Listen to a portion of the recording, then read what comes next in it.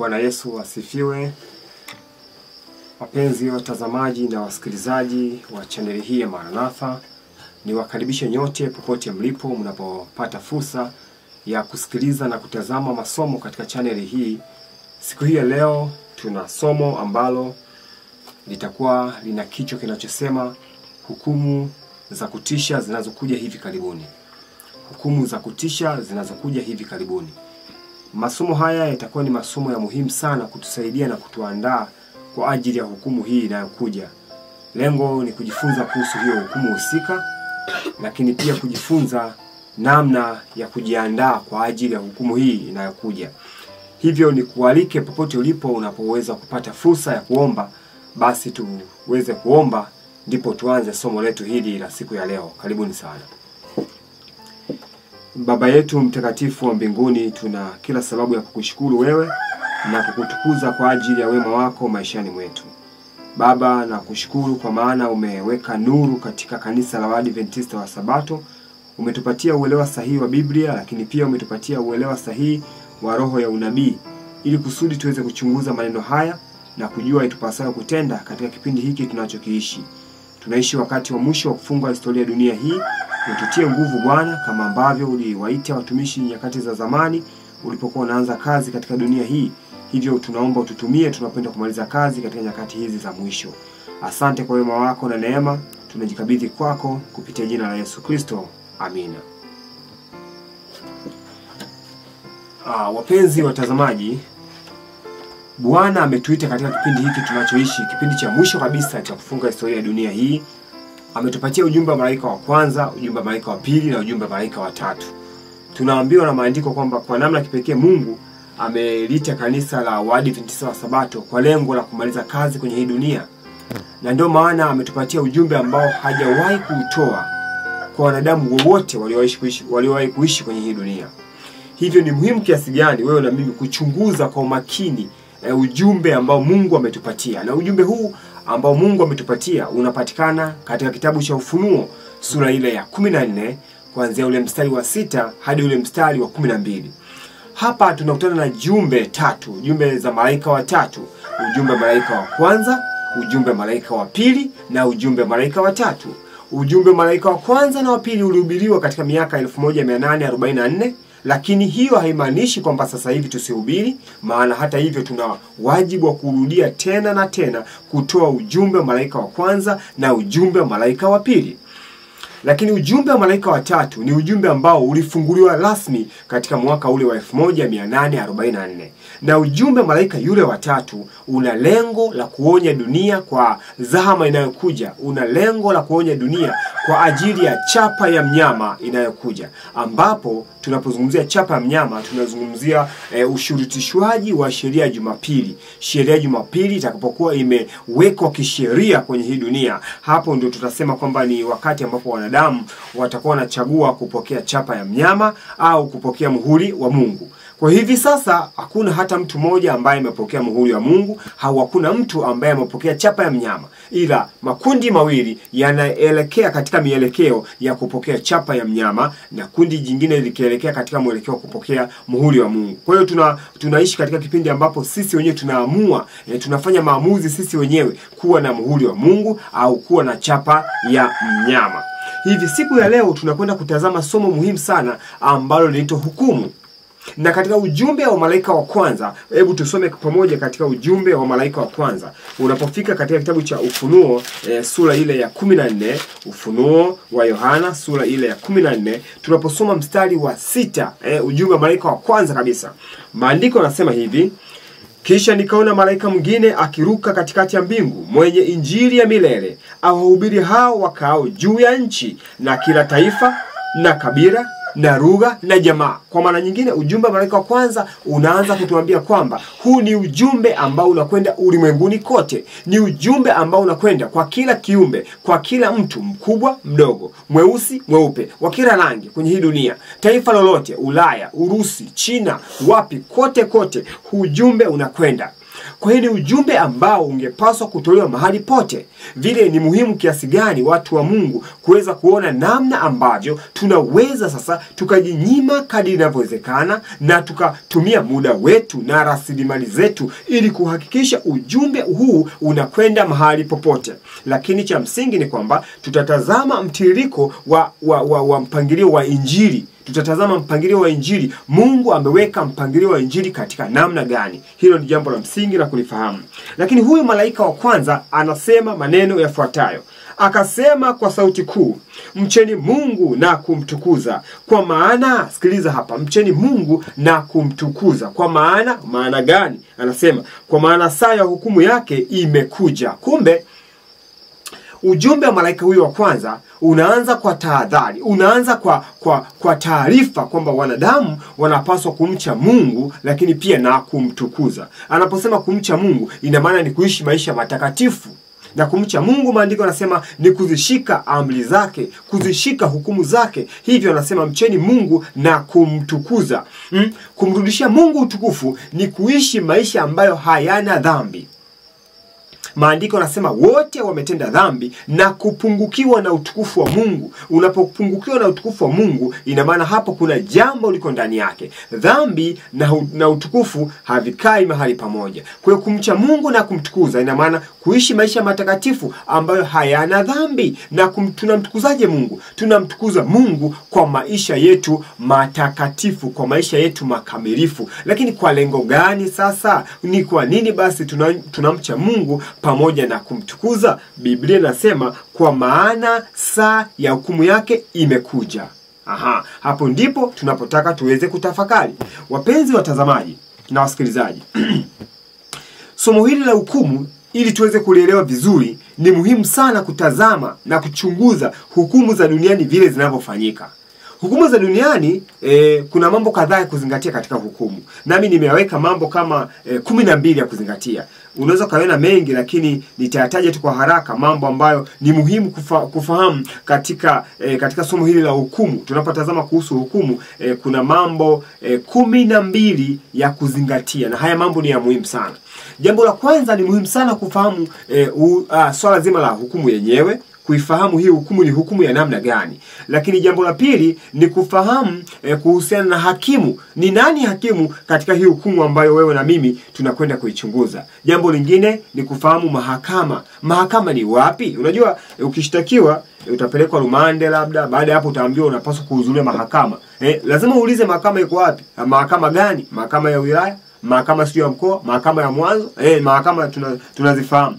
Lakini lazima tujue mshtakiwa ni nani. Mshtakiwa ni wewe na mimi, na ndio maana tunapaswa kusimama katika hii hukumu. Kuna mshtakiwa, lakini pia kuna wakili. Kila kesi inakuwa na wakili. Kuna wale ambao wanasema wanajitetea wenyewe, lakini kuna wale ambao wanasema hapana, mimi siwezi kujitetea, ninahitaji wakili.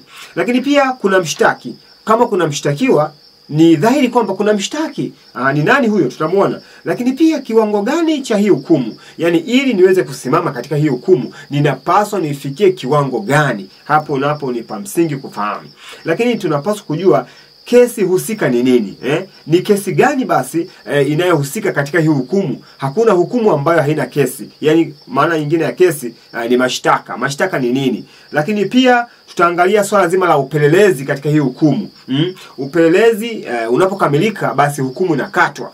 Na jambo lingine tutafahamu kuhusiana na mashahidi. Kama kuna mshtakiwa na kama kuna mshtaki, bila shaka kuna mashahidi. Maana mtu anaweza kukataa, mimi bwana, hiyo hukumu mimi siamini, kwa sababu hakuna mashahidi, hakuna ushahidi wa kutosha kumhukumu mtu. Kwa hiyo lazima kuwe na mashahidi au ushuhuda upatikane. Lakini pia kuna kuwa na muda wa hukumu. Wapenzi watazamaji na wasikilizaji, siku zote hukumu inapofanyika lazima kuna kuwa na muda husika. Utapangiwa njoo siku fulani, na kuna siku itawekwa rasmi ya hukumu hiyo kusomwa. Lakini mwisho wa siku kutakuwa na kitu kinachoitwa mwisho wa hukumu. au tunasema hatima ya hii hukumu baada ya upelelezi na nini na mazungumzo kufanyika na kila kitu, mwisho siku hukumu inaenda kukatwa. Sasa haya mambo huenda tusiguse moja baada ya jingine, lakini kwa kuwa nimekwisha anza kuyatambulisha, basi nikiwa naendelea kujifunza pamoja nawe, utakuwa unaendelea kukumbuka kwamba kuna kitu fulani na kitu fulani na kitu fulani tumekwisha kuzungumzia mapema. Ninatamani sana masomo haya yaweze kuwa ni masomo ya dakika chache, yasiyo masomo ya dakika nyingi, ili kusudi tunapotoa somo hili la kwanza, mtu anapata nafasi ya kusikiliza vizuri na kurudia tena na kupitia na kuchunguza, ili tunapoendelea na somo linalofuata basi tunakwenda sambamba. Kwa kusema hivi, natamani moja kwa moja tuanze kutazama tu maana rahisi ya hukumu. Hukumu ni nini? Hukumu kwa ufupi tunaweza tukasema hukumu ni maamuzi fulani juu ya jambo husika ambayo hutolewa baada ya uchunguzi kukamilika. Ni maamuzi yanayotolewa baada ya uchunguzi fulani kufanyika. Na mara nyingi tukisikia kuhusu hukumu huwa tunaogopa. Tukisikia hukumu kwa sababu ya nadharia tulizonazo kichwani na mawazo yaliyopo kulingana na dunia tunayoishi na hukumu zinazofanyika kwenye hii dunia, basi tunakuwa tunaogopa tunaposikia neno hukumu. Lakini hukumu ni maamuzi. Na ndio maana mtu anasema umehukumu kwa haki, umemhukumu sawa sawa na vile alivyostahili. Unasikia hapo? Mtu anaweza kafika kwako akakusaidia kazi ya kuchota maji, akakwambia ukamuuliza swali, nikulipe shilingi ngapi? Akasema hebu hukumu tu wewe mwenyewe. Ukamwambia kwa jinsi ambavyo umenisaidia kufanya kazi hii nitakulipa 5,000. Anaweza akasema umehukumu sawa sawa na haki. Unasikia? Kwa hiyo hukumu haimaanishi tu kumhukumu mtu katika hali ya kumpa adhabu. Lakini kuhukumu pia kuna maanisha hata unaweza kumhukumu mtu kwa kumpatia zawadi. Na ndio maana Mungu atakapohukumu atahukumu wengine uzima na wengine mauti. Yaani kila mtu atapata thawabu au atapata niseme zawadi au mshahara kulingana na kazi yake. Kwa hiyo tunapozungumzia hukumu kwa ufupi tunazungumzia maamuzi, uamuzi unaotolewa baada ya uchunguzi husika kufanyika. Hiyo ndio inaitwa hukumu. Kwa Kiingereza inaitwa ni judgment. Kumjudge mtu ni kumtolea maamuzi, kumtolea hukumu. Kwa hiyo hapo nimeweza kuzungumzia kwa ufupi kuhusiana na swala hili la hukumu. Lakini hii ni hukumu ya namna gani? Ni muhimu kufahamu. Hii hukumu kwanza tujue ni hukumu ambayo inahusisha upelelezi, ni jambo la msingi. Maana duniani kuna wengine wanaweza kukuhukumu bila upelelezi. Na ndio maana ukikamata mwizi ukapiga ukaua, unaweza ukashtakiwa kwa sababu utaulizwa umempiga umemuua, lakini je, una uhakika kama huyu ni mwizi? Maana yake ni nini? Maana yake umeruka kipengele kimoja cha upelelezi, umeruka kipengele kimoja cha uchunguzi. Kwa kuwa tunazungumzia hukumu za Mungu, basi ni muhimu namna gani kujua Mungu alivyokuwa ni Mungu wa rehema na Mungu alivyokuwa ni Mungu wa huruma. Hivyo ni muhimu na hata yeye kuweza kuwapeleleza hawa wanashtakiwa katika hukumu hii. Kwa hiyo Mungu pia ana kipengele hiki cha upelelezi. Kwa hiyo hii inaitwa ni hukumu ya upelelezi. Kwa hiyo tutaanza kutazama kipengele cha hukumu katika mtazamo wa wazo kwamba hii inaitwa ni hukumu ya nini? Hukumu ya upelelezi. Hapo ni mahali pa msingi ambapo wewe na mimi tunapaswa kufahamu. Lakini kabla hatujaendelea na masomo yetu haya ya hukumu, natamani sana nikurejeshe nyuma kidogo kuhusiana na ukweli ambao tulikuwa tunasema inaitwa ni ukweli wa sasa. Kanisa la Waadventista wa Sabato kwa namna kipekee sana, Mungu ametupatia ujumbe wa malaika wa kwanza, wa pili na wa tatu. Huu ujumbe unapofundishwa vile ambavyo Mungu anahitaji ufundishwe, huo unaitwa ni ukweli wa sasa. Na katika kila wakati Mungu ameweza kutoa ukweli wa sasa. Kila wakati watu walipoishi katika zama zao wamekuwa na ukweli ambao unaitwa ni ukweli wa sasa. Mfano, wakati wa Nuhu alipewa wajibu wa kufanya kwenye hii dunia. Mungu alipotazama dunia na kuona maovu yameongezeka kwenye hii dunia, wazo la mwanadamu wakati wote ni baya, makusudi yake ni maovu, kila wakati anachokiwaza ni kiovu. Mungu wa mbinguni akasema kutakuwa na nini? Na ukomo.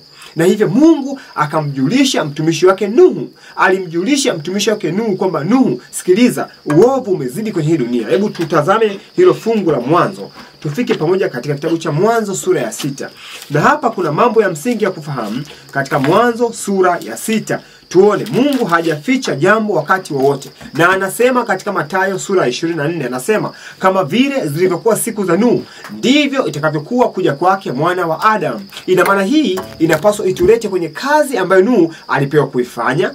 Hii inapaswa tulete katika muda au ukomo ambao Nuhu alipewa. Unasikia? Hapa hatutaangalia ukomo kwa maana kwamba miaka 120 kama Nuhu alivyopewa, lakini tutatazama sisi tumepewa miaka mingapi ya ukomo kwenye hii dunia. Na kazi ambayo Mungu ametupatia kuifanya leo hii ni kama vile alivyompatia Nuhu. Japokuwa Nuhu alijenga safina ya mti wa mbinje kwa kugonga na kutengeneza safina ambayo ilikuwa inaonekana. Hivyo Mungu sisi ametuita Waadventista wa Sabato sio kutengeneza safina kama vile Nuhu alivyotengeneza ya miti, bali kutengeneza safina ambayo ni mfumo wa maisha. Na huu mfumo wa maisha tutautazama ni namna gani Mungu anatamani huu mfumo wa maisha uweze kueleweka. Tunasikia ndugu zangu, hapa ni pahali pa msingi sana na pa muhimu sana kuzingatia. Kuna watu wanadanganya, wanasema kwamba safina ya leo ni kanisa la Waadventista wa Sabato. Hapana, sio kweli. Sio kweli. Kanisa lina sehemu yake, lakini tunazungumzia mfumo wa maisha na sio mfumo wa kanisa. Tunasikilizana wote hapo. Kwa hiyo mtu kwanza kuwa Mwadventista wa Sabato ni mtu ambaye anaelekea kwenye ujenzi wa safina. Na ndio maana nasema kanisa lina sehemu yake, kwamba cha kwanza mtu anapaswa kuwa Mwadventista Msabato. Akishatoka kuwa Mwadventista Msabato anapaswa kuwa Mwadventista Msabato kulingana na kanuni zile ambazo Mungu amemuita Msabato aishi. Msabato alipaswa kuishi wapi? Alipaswa kufanya kazi gani? Elimu gani? Kula nini? Kuvaa nini? Kusikiliza nini? Kutazama nini? Hivyo vitu vyote ni vya muhimu kwa Msabato kuwa navyo ili kusudi aweze kujenga safina. Hivyo basi katika Mwanzo sura ya 6 unaposoma mstari wa kwanza, maandiko yanazungumzia kuhusiana na ongezeko la idadi ya watu kwenye dunia ya wakati ule. Ongezeko la idadi ya watu. Baada ya kuongezeka kwa idadi ya watu, Mungu anasema kukawa na maovu kwenye hii dunia. Lakini mstari wa 3 maandiko yanasema Bwana akasema, roho yangu haitashindana na mwanadamu milele, kwa kuwa yeye naye ni nyama, basi siku zake zitakuwa miaka 120. Mungu kusema kwamba mwanadamu siku zake zitakuwa ni miaka 120, hapo aliweka aliweka mipaka ambapo mwanadamu hata afanye vipi hawezi kuvuka. Unasikia hapo? Mungu ameweka mipaka ambapo mwanadamu hawezi kuvuka. Na kweli kabisa, ilipotimia miaka 120 tangia siku ile ambapo Mungu anampatia Nuhu ujumbe wa kuhubiri kwenye dunia, kiukweli gharika ilikuja. Kiukweli mafuriko, gharika ilikuja, mvua ilinyesha na radi na matetemeko na kila aina ya hali nzito ilitokea kwenye dunia. Hadi shetani mwenyewe aliogopa, akahofia maisha yake, huenda yangekuwa yanafikia mwisho. Hivyo Mungu aliweka ukomo. Hilo ni jambo la msingi sana la kuzingatia. Mungu aliweka ukomo. Lakini tunaposhuka chini kidogo katika ule mstari wa 8, Mwanzo sura 6 na ule mstari wa 8, maandiko yanasema, lakini Nuhu akapata neema machoni pa Bwana. Lakini Nuhu akapata neema machoni pa Bwana. Lakini tuone, Nuhu alipata neema machoni pa Bwana. Nuhu huyu alikuwa ni mtu wa namna gani? Hilo ni jambo la msingi la kuzingatia. Nuhu alikuwa ni mtu wa namna gani ili kusudi Nuhu sasa aweze kupata neema machoni pa Bwana? Kuna watu tunadhani kwamba Nuhu alipata upendeleo, na ni kweli alipata upendeleo, maana tunaokolewa kwa neema. Lakini sasa alipataje hiyo neema? Maana tunaambia tunaokolewa kwa neema. Lakini pia katika Tito sura ya 2 ule mstari wa 11, maandiko yanasema neema ya Mungu yatufundisha kukataa uovu. Neema ya Mungu inatutaka tuishi kwa haki duniani hapa. Neema ya Mungu inatutaka tuchukie dhambi. Na ndio maana katika Mwanzo 3:15 Mungu anaposema kwamba anaweka uadui kati ya mwanamke na nyoka, ina maana pale Mungu anaweka neema. Maana popote pale ambapo neema ya Kristo imepokelewa kwenye moyo wa mwanadamu, hii neema inatusaidia kuichukia dhambi. Hii neema inatusaidia kumpinga shetani na kazi zake na harakati zake zote, neema ya Kristo. Hivyo basi ni muhimu kiasi gani kumuomba Mungu atupatie neema, kumuomba Mungu atupatie uelewa sahihi wa neema ya Kristo ni nini katika maisha yetu. Mungu anatuambia katika Waebrania sura ya 4 na ule mstari wa 16, anasema, na tukikaribia kiti cha rehema kwa ujasiri ili tuweze kupata neema na rehema kutusaidia katika wakati wa mahitaji. Ni vizuri watu wa Mungu tuwe watu wa maombi sana, tuwe watu wa kuchunguza maandiko, maana neema ya Kristo inapotolewa mtu anauchukia uovu. Na ndio maana maandiko yanasema Nuhu akapata neema machoni pa Bwana. Lakini hebu tuone Nuhu alikuwa anaishi maisha gani? Neema ya Kristo ilifanya nini katika moyo wa Nuhu? Mstari wa 9 maandiko yanasema hivi ndivyo vizazi vya Nuhu. Nuhu alikuwa mtu wa haki, mkamilifu katika vizazi vyake. Nuhu alikwenda pamoja na Mungu. Sikiliza hapa. Maandiko yanaposema Nuhu alipata neema machoni pa Mungu. Nuhu huyu alikuwa ni mtu wa namna gani? Nuhu huyu alikuwa ni mtu wa haki. Nuhu alikuwa ni mtu wa haki. Na maandiko yanasema mwenye haki ataishi kwa imani. Mwenye haki ataishi kwa imani. Na imani chanzo chake ni kusikia. Na kusikia huja kwa neno la nani? Neno la Kristo. Hivyo basi tunaposikia Nuhu alikuwa ni mtu wa haki, maana yake Nuhu alikuwa ni mtu ambaye huyu alikuwa anaishi kwa neno la Mungu. Alikuwa anaishi kwa imeandikwa. Unasikia Lakini anasema Nuhu alikuwa ni mkamilifu katika vizazi vyake. Hapa tabia ya Nuhu inafanana na tabia ya Ayubu. Tunaposikia Ayubu alikuwa ni mtu mkamilifu, ina maana huyu alikuwa ni mtu mwenye kumcha Mungu. Alikuwa ni mtu ambaye alikuwa anauchukia uovu. Japokuwa dunia ya wakati wake ilikuwa inaelekea huku, Nuhu akasema hapana, mimi sitaelekea huku, mimi nitaelekea huku. Unajua, kuishi katikati ya jamii ambayo asilimia kubwa ya watu wanafanya mambo ya upande mmoja na wewe ukafanya mambo ya upande wa pili, hii inakuwa ni ajabu sana. Kwa namna moja ama nyingine ni lazima uonekane umechanganyikiwa. Na ndio maana katika kitabu cha Wazee na Manabii tunaposoma habari za Nuhu, maandiko yanasema Nuhu walimuita ni crazy, walimuita ni ignorant, walimuita ni fanatic, walimuita ni mjinga aliyechanganyikiwa, walimuita ni mtu shupavu sana huyu Nuhu. Unasikia? Ukisikia crazy ni mtu chizi, ignorant, mjinga, fanatic, shupavu.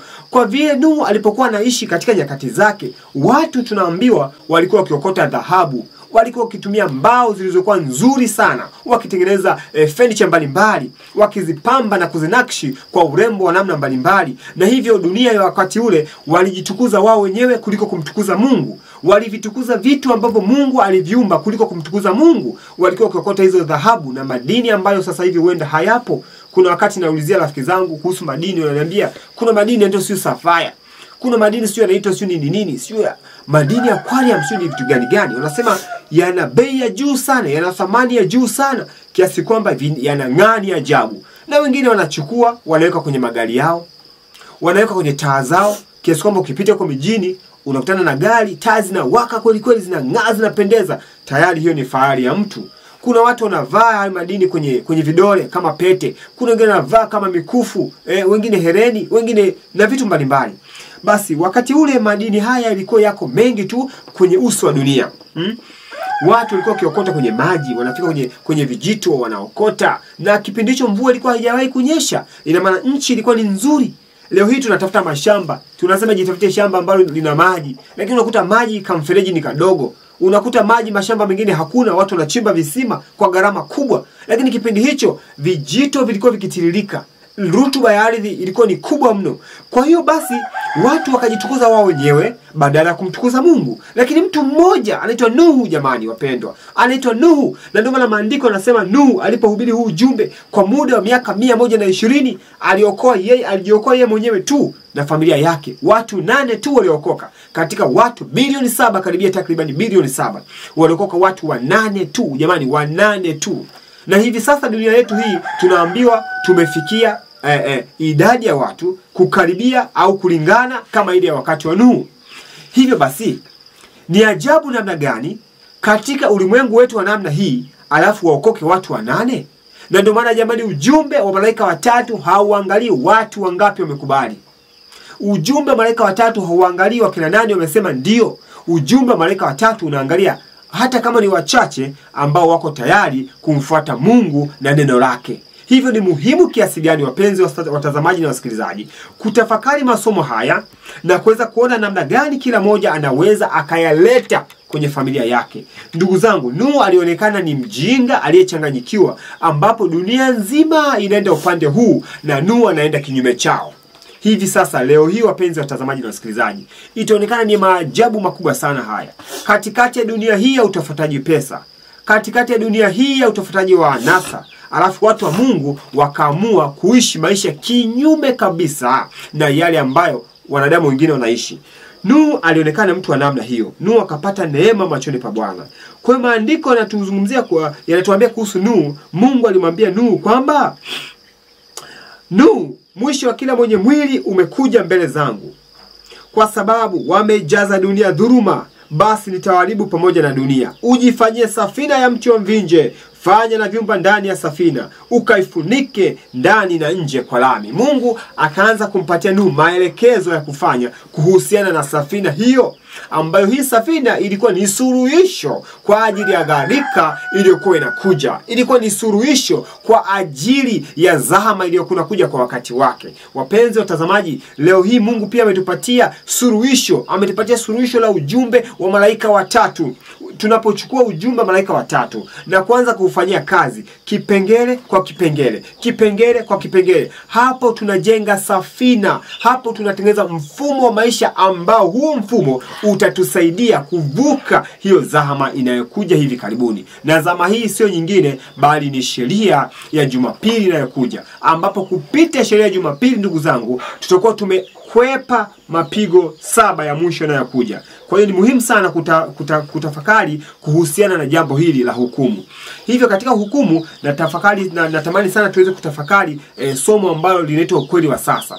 Katika ukweli wa sasa, ndugu zangu, tulijifunza katika kitabu kile cha maandiko ya awali. Tufike pamoja katika maandiko ya awali. Unapotazama nukuu hapo mbele, inasema hii nukuu inapatikana katika kile kitabu cha Lulu za Injili, au kinaitwa Vielelezo vya Mafundisho ya Kristo. Ukurasa ule wa 78.2, maandiko yanasema, kwa kanisa lake katika kila kizazi, kwa kanisa lake katika kila kizazi, Mungu ana ujumbe maalumu na kazi maalumu. Kwa kanisa lake katika kila kizazi, Mungu ana ujumbe maalumu na kazi maalumu. Hii ni kumaanisha kuanzia wakati ule wa Eden, kanisa la Mungu wakati wa Eden, mpaka kanisa la mwisho ambalo litamaliza kazi kwenye hii dunia, ambalo ni Waadventista wa Sabato, wanaoishi mwishoni kabisa mwa kufunga historia ya dunia hii, ambayo Mungu amewafananisha kama Elia wa mwisho.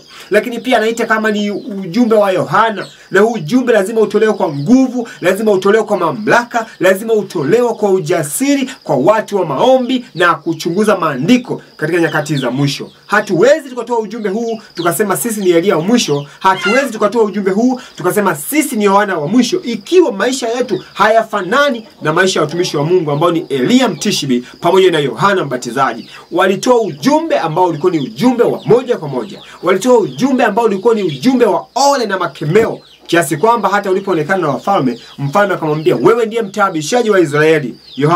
Elia aliitwa, wewe ndiye mtaabishaji wa Israeli. Elia akasema, sio mimi. Alikataa, sio yeye. Akasema, bali ni wewe na nyumba yako, kwa kuwa mnakataa maagizo ya Bwana. Ukisikiza ujumbe wa Yohana Mbatizaji, ulitetemesha Israeli yote, hadi Mafarisayo wakakusanyika kwenda kusikiliza ujumbe wa Yohana Mbatizaji. Wakashangaa kusikia jinsi ambavyo alikuwa anahubiri huu ujumbe wa Yohana Mbatizaji. Hivyo Waadventista wa Sabato, Bwana ametupatia ujumbe wa mwisho ambapo anatuita sisi ni Elia wa mwisho, au ni ujumbe wa Yohana. Lazima huo ni ujumbe mkali, ujumbe wa moja kwa moja. Kwa hivyo ni muhimu sana kutafakari haya masomo, kwa sababu ni masomo ya mwisho ambayo tunasikia katika masikio yetu. Huenda hii itakuwa ni mara yetu ya mwisho kabisa kusikiliza huu ujumbe, na Mungu ameita vuguvugu hili la mwisho na amelitia nguvu yeye mwenyewe. Na ndio maana ndugu zangu, ukitafakari kuhusiana na miaka 20-30 iliyopita, huenda usione jambo kama hili. Niulize swali, ni kwa nini sasa Mungu ameamua kuita vijana wa kiume na wa kike, wakubwa, wachache wanaoitwa wakati huu? Mungu anaita watu wa kawaida wengi, amewapatia ujumbe huu wa mwisho kutangaza. Ni kwa nini? Jiulize. Ni kwa sababu Mungu anajua kanisa lake limelala, na lazima alete ujumbe wa Elia, lazima alete ujumbe wa Yohana, ili kusudi kuliamsha kanisa kwa ajili ya kukutana na Kristo ajapo mara ya pili. Tunajua Yohana aliitwa kutangaza marejeo ya Kristo ya mara ya kwanza, na hivyo Mungu ametuita kutangaza marejeo ya Kristo ya mara ya pili. Na ndio maana nasema kwa kanisa lake katika kila kizazi, Mungu amekuwa na ujumbe na kazi maalum pamoja na ujumbe maalum. Ni muhimu kiasi gani kutafakari masomo haya na kuyachunguza kiundani, kuweza kuona wakati wetu tunaoishi sasa na kazi ambayo Mungu ametupatia kuifanya. Aliita Elia, aliita kina Yohana, aliita kina Nuhu. Wakati huo walifanya kazi, na leo pia amekuita wewe na mimi kama Waadventista wa Sabato kupeleka ujumbe huo mwisho kwa dunia ambayo inapotea dhambini. Hivyo ni muhimu sana kutafakari hii nukuu ya maandiko ya awali, ukurasa ule wa 63. Natamani tusome hii maandiko ya awali ukurasa wa 63, na hapa natamani tuchunguze hii nukuu vizuri, ili sasa wakati tutakapopata fursa ya kusikiliza somo linalofuata, tutaangalia kuhusiana na hii hukumu kwa undani. Maana Mungu anataka tuelewe sana kuhusu hii hukumu inayokuja. Na tunasoma nukuu ambazo zinatuonyesha umuhimu wa kuelewa somo hili la hukumu ya upelelezi. Ni muhimu sana wapenzi watazamaji na wasikilizaji. Mungu anasema katika kitabu hiki cha maandiko ya awali, ukurasa wa 63 paragraph ya kwanza. Anasema hivi, unadhani unaweza kaitazama hapo hiyo nukuu hiyo, itazama hapo mbele nukuu inayopita mbele yako, inasema kwamba kuna ukweli mwingi muhimu katika neno la Mungu. Kuna ukweli mwingi katika neno la Mungu, lakini ukweli wa sasa ndio unaohitajika kundini. Niliona hatari ya wajumbe wanaweka kando mada muhimu za ukweli wa leo na kukawia juu ya masomo ambayo hayalengi kuunganisha kundi na kutakasa moyo. Kumbe kuna masomo muhimu mengi tu katika neno la Mungu, lakini ukweli wa sasa ndio ambao unahitajika katika kundi la Mungu. Na ukweli wa sasa ukifundishwa una kazi kuu mbili. Kazi ya kwanza ni kuunganisha kundi, yani kwa maana nyingine ni kuleta umoja kwa wale wanaopokea ukweli wa sasa. Sio kuleta umoja katika uongo, hapana, bali kuleta umoja katika ukweli. Na ndio maana inaitwa ukweli wa sasa. Watu wakijifunza ukweli wa sasa, wale wote wanaopokea ukweli wa sasa, hata kama ni wawili, hata kama ni watatu, hata kama ni wanne, hao watu wataletwa katika umoja, wataletwa katika kuunganishwa katika kundi. Ni vibaya sana kuona watu wanafundisha ukweli wa sasa na kila watu wamejitenga. Hawa wana ukweli wa sasa, hawa wana ukweli wa sasa, hawa wana ukweli wa sasa. Alafu hao wote hawawezi kukaa mahali pamoja wakatafakari ukweli wa sasa ambao wanadai kuuamini. Hiyo ni ajabu sana.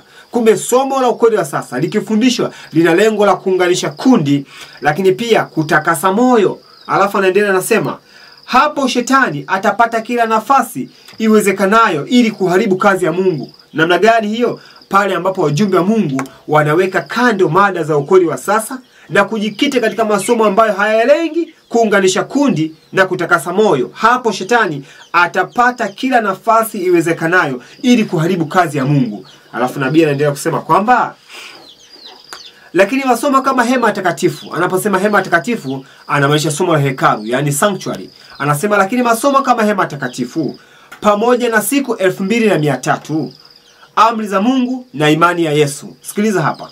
Tafsiri sahihi ni masomo, tafsiri sahihi ya nukuu inasema hivi: hema takatifu likiunganishwa na siku 2300. Kwa Kiingereza amesema hema takatifu in connection na siku 2300. Maana yake hema takatifu tujifunze, lakini tu connect na siku 2300. Kwa maana nzima ni kwamba mtu akijifunza somo la patakatifu, ukijifunza somo la patakatifu, tunajua patakatifu pana sehemu kuu tatu: wa nje, chumba cha kwanza na chumba cha pili. Na hivi sasa tunaposema patakatifu, hatuzungumzii patakatifu wa duniani, bali patakatifu wa mbinguni, ambako Yesu alienda kuanza kazi katika mwaka ule aliopaa wa 31. Alianza kazi katika chumba cha kwanza, akafanya kazi hapo, akamaliza mwaka ule 1844, akaingia chumba cha pili kumaliza kazi hiyo. Na ujumbe pekee ambao unatuambia Mwokozi aliingia chumba cha pili kumalizia kazi ni ujumbe wa siku 2300, au unabii mrefu wa siku 2300 au miaka 2300 ambayo ilikoma mwaka 1844. Hivyo anaposema tujifunze somo la hema takatifu, tukiconnect, tukiunganisha na siku 2300, maana yake hii inatupeleka katika mwaka 1844. Hivyo tunaposema tu somo la hema takatifu in connection na siku 2300, maana kwa maana nyingine tunaingia katika chumba cha pili cha patakatifu, papatakatifu. Na hapo ndipo Mwokozi alipoanza huduma hii ya mwisho ya hukumu ya upelelezi au huduma ya upatanisho. Sasa ni muhimu sana kutafakari kuhusiana somo hili la patakatifu linapounganishwa na siku 2300 kutuleta katika mwaka 1844. Na pia anasema tujifunze amri za Mungu na imani ya Yesu. Amri za Mungu na imani ya Yesu. Ndugu zangu wapenzi watazamaji na wasikilizaji, tujifunze sana masomo haya ya hema takatifu pamoja na siku 2300, amri za Mungu na imani ya Yesu. Maana yake hapa kwa ufupi anatuleta katika fungu moja tu linalosema amri za Mungu na imani ya Yesu. Na hilo fungu ndugu zangu tunaliona katika Ufunuo sura ile ya 14 na ule mstari wa 12. Hebu tufike pamoja. Ufunuo wa Yohana sura ile ya 14. Ufunuo wa Yohana sura ya 14 na ule mstari wa 12. Hapa ni kilele cha ujumbe wa malaika watatu. Anaposema hapa ndipo penye subira ya watakatifu, hapa ndipo penye subira ya watakatifu, hao wazishikao amri za Mungu na imani ya Yesu. Hapa ni kilele cha ujumbe wa malaika watatu. Kwa maana nyingine, ujumbe wa malaika watatu una lengo moja tu la kutupatia nini? Kutupatia uwezo wa kuzishika amri zote za Mungu, lakini pia na kuwa na imani ya Yesu. Sasa anasema tujifunze hema takatifu pamoja na siku 2300, amri za Mungu na imani ya Yesu. Ina maana anatuambia jambo gani? Anatuambia jambo la kujifunza ujumbe wa malaika watatu pamoja na hema takatifu na siku 2300. Kwa ufupi ametuambia tujifunze ujumbe wa malaika watatu kama vile unavyofundishwa na kufafanuliwa katika chumba kile cha pili cha patakatifu pa patakatifu. Kwa maana nyingine ametuambia tujifunze ujumbe wa malaika watatu unavyoeleweka katika siku ya upatanisho. Ndugu zangu, hapo ndipo mahali pa msingi sana pa kuelewa. Alafu nabii anasema haya masomo vinaeleza kwa ushahidi mwamko uliopita wa wana marejeo na kuonyesha msimamo wetu wa leo. Ina maana hapa haya masomo kwa ufupi nabii anasema yanatupatia uelewa sahihi wa historia iliyopita, lakini pia masomo haya yanatupatia ushahidi wa kutosha wa majukumu yetu ya sasa. Alafu anasema masomo haya yana lengo la kuimarisha imani ya wenye mashaka na kuweka wazi utukufu ujao. Ina maana haya masomo yanatupatia hakikisho ya mambo yajayo. Kwanza, masomo haya yanatufundisha uhakikisho wa mambo yaliyopita, yanatupatia uhakikisho wa mambo ya sasa, lakini pia yanatupatia uhakikisho wa mambo yajayo. Alafu nabii mwisho anasema mara nyingi, sio mara chache, mara nyingi nilionyeshwa kuwa haya ndiyo masomo ya msingi ambayo wajumbe wa Mungu wanapaswa kukawia juu yake. Sasa hapa tunapojifunza kuhusiana na hema takatifu pamoja na siku 2300, inatuleta katika chumba cha pili cha patakatifu, ambapo hapa ndipo mwanzo wa hii hukumu ya upelelezi. Kumbe tunaposema muda wa hii hukumu, tumesema kipengele kingine cha kujifunza katika hukumu ni muda wa hukumu. Na ndio maana Mungu anasema katika kitabu kile cha Ufunuo sura ya 14 na ule mstari wa 6 na wa 7, mcheni Mungu na kumtukuza kwa maana saa ya hukumu yake imekuja. Saa ya hukumu yake imekuja, maana yake hiyo ni muda wa hukumu husika. Sasa tutajifunza masomo haya ya hukumu ya upelelezi kulinganisha tunapokuwa tunatazama kuhusiana na muda wake, namna inavyofanyika upelelezi, hakimu, mashtaka, mashahidi, wakili, vyote hayo tutatafakari kwa uzuri sana ili tuweze kujua namna gani ya kusimama katika hii hukumu. Maana tukijifunza tu kuhusu hukumu ni jambo moja. Jambo la pili, tunawezaje kusimama katika hii hukumu? Ni masomo muhimu sana ambayo wewe na mimi tunapaswa kuyafahamu katika kipindi hiki ambacho tunaishi. Hebu tutafakari hii hukumu moja nzuri sana inayopatikana katika kitabu hiki cha Pambano Kuu. Nabii anasema maneno yafuatayo mazito sana. Naomba nisome hapa moja kwa moja. Anasema hivi: somo la patakatifu lilikuwa ni ufunguo uliofungua siri ya mfadhaiko ya mwaka 1844. Alafu anasema lilifungua wazi mfumo kamili wa ukweli ulioungana na kuafikiana, au ulioungana na kufanana na kulingana. Unasikia hapa? Anasema hivi, kuonyesha kwamba mkono wa Mungu ulikuwa umeongoza vuguvugu la harakati za marejeo na kufunua wajibu wa wakati huu kwa kadiri ulivyoleta nafasi na kazi ya watu wake katika nuru. Kumbe somo hili la patakatifu ndio liliongoza vuguvugu na kuimarisha lile vuguvugu, kuambia kwamba mko sahihi, ni Mungu ndiye aliyeruhusu muingie katika kukatisha tamaa. Hivyo basi leo hii, wapenzi watazamaji na wasikilizaji, ni muhimu sana kutafakari masomo haya ya patakatifu. Lakini tunaposoma patakatifu, tunasoma patakatifu tukiconnect na siku 2300 ili itulete mwaka 1844, itulete katika hukumu ya upelelezi, itulete katika somo zima la upatanisho ambao Kristo anafanya kwa niaba ya wanadamu. Na hii ni kazi ya mwisho kabisa, maana hakuna chumba kingine ambacho Kristo ataelekea isipokuwa tu kutoka hapo atakuja hapa duniani. Swali la msingi, atakukuta umejiandaa? Atanikuta nimejiandaa? Maisha yangu yakichunguzwa katika hukumu ya Mungu, je, nitaweza kusimama? Maana hakimu ni Kristo mwenyewe. Kristo mwenyewe ni hakimu. Tutatafakari, tutaona hayo. Kristo mwenyewe ni hakimu, akinichunguza mimi, akikuchunguza wewe, atakuta tumejiandaa kama Waadventista wa Sabato? Mchakato wa hukumu ni mchakato muhimu sana kufahamu. Maana tukishindwa kufahamu mchakato huu wa hukumu, kimsingi hatuwezi kusimama katika hukumu za Mungu zinazokuja, tena ni za kutisha. Kwa hiyo nimesema tutatafakari vipengele hivi 12 katika hukumu. Huenda tutasema kipengele cha kwanza, cha pili, cha tatu hadi cha 12, lakini kwa kusoma tu somo hili la hukumu tutajikuta tunatafakari vipengele vyote vya msingi. Lakini mambo haya yanafahamika na wachache. Na ni wachache ambao wanafundisha hukumu hii katika uelewa sahihi ambao wewe na mimi tunapaswa kufahamu. Na ni muhimu kujua hukumu hizi zimekwisha kuanza, na kama zimeanza, zimeanzaje na zinamalizikaje. Kufahamu haya ni msingi wa kutusaidia kuweza kusimama katika hii hukumu. Mwisho wa siku katika hii hukumu, Mungu anataka jambo moja tu katika maisha yetu. Ni jambo moja tu. Mungu anataka wanadamu waweze kusimama katika hii hukumu.